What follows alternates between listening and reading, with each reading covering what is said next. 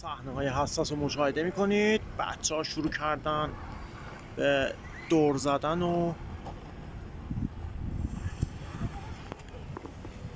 از همه جای پیست دارن دور میزنن. یکی دستی میکشه، یکی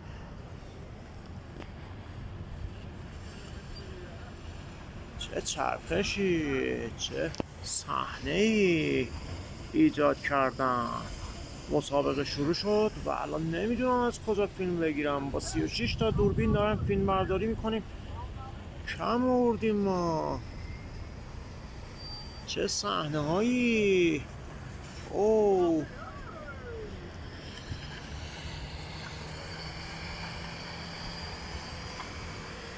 فعلا آفرود سوارا نیومدن و اینا ماشین های سبکن که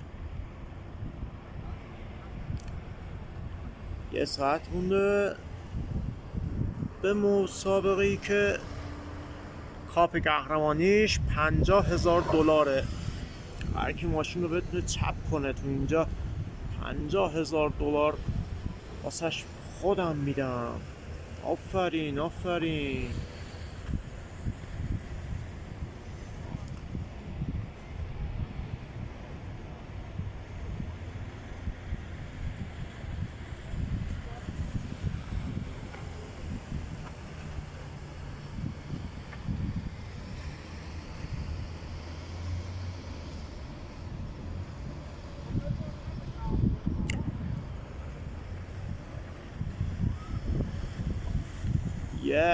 yes و این چارلز پنج چی کار میکنه این؟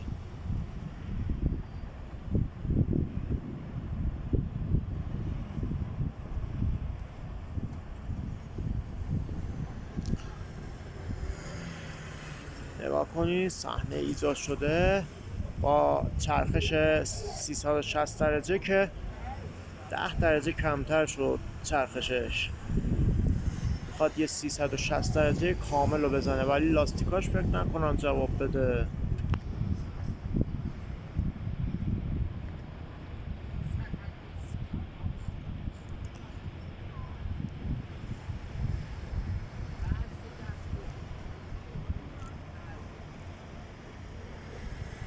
مبلغ جایزه رو که شنیدم بچه ها رفتن لاستیکاشون رو عوض کنن که بهتر دور بزنن دو این یخا. بله